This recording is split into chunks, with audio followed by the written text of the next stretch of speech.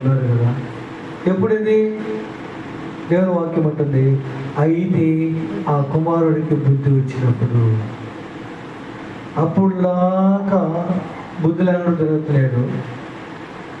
అప్పుడు దాకా మరి వాడు చేసిన దోషము లోపలేదు, వాడు చేసిన పొరపాటు లోపలేదు, వాడు చేసినటువంటి పాపము లోపలేదు. అప్పుడు దాకా ఎట్టెట్టో తిరిగేశాడు. అయితే వాడికి బుద్ధి వచ్చినప్పుడు, వాడు బుద్ధి తెచ్చుకున్నప్పుడు తండ్రి దగ్గర చేసినటువంటి ఆ పొరపాట్లన్నిటిని జ్ఞాపకం చేసుకుంటున్నాడు. నేను ఇలాగ ఉండేవాడిని కదా, ఇలాగ దుడుసుగా ప్రవర్తించేవాడిని కదా, అయినా కూడా నా తండ్రి నా నా నా పాపములన్నిటిని కూడా కప్పుకుంటూ వచ్చాడు కదా, నా దోషములన్నిటిని కూడా సరి చేసుకుంటూ వచ్చాడు కదా. ఈరోజు నేను చూస్తే నా పరిస్థితి ఏంది ఇలా అయిపోయింది, నేను ఎందుకు ఇలాగా ఉన్నాను, నా నా తండ్రి ఇంటికాడ కూలోళ్ళు కూడా ఎంతో సమృద్ధిగా ఉంటున్నారు కదా, ఈరోజు ఎందుకు నాకు ఈ దుస్థితి అని తనకు తానుగా బుద్ధి తెచ్చుకొని తిరిగి ఇంటికి రావడానికి ఇష్టపడ్డాను. ఎందుకు చెప్తాను ప్రజలు, నేను నాకు మొదట చెప్పాను, ఆ కుమారుడు మొదట్లోనే తండ్రి నేను ఈ పాపం చేశానయ్యా, దాన్ని నేను ఈ యొక్క దోషం చేశానయ్యా, ఈ తప్పిదం చేశానయ్యా, ఈ పొరపాటు చేశానయ్యా, ఇది నా వల్లే జరిగింది, నన్ను క్షమించు అని మొదటే కానీ తండ్రికి చెప్తే పర్వాలేదు నాయన, నా కుమారుడా నేను చూశాను నువ్వు చేసేటప్పుడు, అది నువ్వు నాకు చెప్తావో లేదోనని నేను ఇప్పుడు దాకా ఎదురు చూసా, నువ్వే చెప్పావు. నేనే అడగదాం అనుకున్నా, లేదు లేదు నువ్వే చెప్పావు, పర్వాలేదు. అది ఆ పొరపాటు అయిందా, దాని ద్వారా నష్టం వచ్చిందా, దాని ద్వారా ఇబ్బంది అయిందా, పర్వాలేదు, నేను నేను క్షమిస్తున్నాను, ఇక ఎప్పుడు చేయబాకు. చూడండి, పాపముతో పట్టబడిన స్త్రీ ఒక ఆమె పాపంలోనే పట్టబడింది. అలాగా పట్టబడినటువంటి వారందరినీ ఏం చేస్తారంటే ఊరికి వెలుపలకి ఆమెను తడుముకొని పోయి ఒక ప్రాంతంలో ఎడారిలోకి వెళ్ళిన తర్వాత రాళ్ళతో కొట్టి చంపాలి. ఈ పరిగెత్తుకుని వెళ్తూ ఉంది. ఊరికి వెలుపలకు బాగానే యేసయ్య అక్కడ కూర్చొని ఉన్నాడు. దేవుని స్తోత్రం. వీళ్ళందరూ కూడా అక్కడ తరుముకొని వచ్చిన వాళ్ళందరూ కూడా ఆమెకి చుట్టూరుగా చేరారు.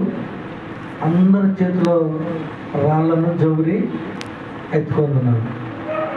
ఇప్పుడు చేయాల్సిన పని ఏంటి? వాళ్ళు మోషే ధర్మశాస్త్ర ప్రకారము ఆమె పాపములో పట్టబడింది కాబట్టి ఆ రాళ్లతో కొట్టి చంపాలి. ఆమె సత్యేంత వరకు రాళ్ళతో కొడుతూనే ఉన్నారు వాళ్ళు. అయితే వాళ్ళు చేసినటువంటి మంచి పని ఏంటంటే, ఇక్కడ బోధకుడు ఉన్నాడు, ఈయనకి చెప్తాం. మోషే ధర్మశాస్త్రం ప్రకారము ఈమెను రాళ్ళతో కొట్టి చంపాలయ్యా బోధకుడా, నువ్వేమన్నా చెప్పగలవా అని అడుగుతాం. ఆయన ఏమన్నా అలా కొట్టకూడదు, అలా చేయకూడదు అని అన్నాడు అనుకో, మోషే ధర్మశాస్త్రము నీవు ఉల్లంఘిస్తున్నావా అని అందాం. లేదు మీ ఇష్టమయ్యా, అది మోషే రాసిన ధర్మశాస్త్ర ప్రకారం దాన్ని అలాగే చెయ్యాలి అని అన్నాడా? అప్పుడేం చేద్దాం, నువ్వు బోధకుడు కదా, నువ్వు దేవుని కుమారుడు కదా, ఇంకేనా నువ్వు చెప్పేదానిలో అంటే కాలికేస్తే ఏలికి, ఏలికేస్తే కాదు. ఇలాగా వాళ్ళు తనలో తాను అనుకుంటూ ఆయనకు అప్పగించారు ఆ పని. ఇప్పుడేమైందో తెలుసా, ఆయన వారి పాపములను రాయడం ప్రారంభించాడు. ఇందాక నుంచి ఈయన అడుగుతా ఉంటే ఈయనేది ఆడ కూర్చొని ఏదో రాసుకుంటున్నాడు. ఏమయ్యా బోధకుడా నువ్వు ఏదో చెప్పవా అని చెప్పని ఆ మత పెద్దల్లో ఎవరైనా ఒకరు ఆడకి వెళ్తే వారు చేసిన పాపము, వారు చేసినటువంటి దోషములు అక్కడ రాస్తూ ఉన్నాడంట. ఆయన దాన్ని చదువుకున్నాడు. ఆయన గమ్ముగా వెనక్కి వెళ్ళిపోతున్నాడు. ఏమయ్యా నువ్వు మత పెద్దవు కదా, లేకుంటే మరి శాస్త్రుల పరిస్థితులు మీరేంటి, ఆయన దగ్గర పోతున్నారు, ఆయన ఏదో రాస్తున్నాడు, మీరేందాడ బాగానే గమ్ముకు వస్తున్నారు అని చెప్పని ఇంకొకటి పోతున్నాడు, వాడు ఏం చేశాడో రాస్తున్నాడు. ఇలాగా కొద్దిమంది పోయారు, వచ్చేసారు. వాళ్ళు చెప్పుకుంటారు, ఈయనేంద్రైనా నేను చేసిన పాపాలన్నీ కూడా రాస్తా ఉన్నాడు, ఏమి మాట్లాడటం లేదు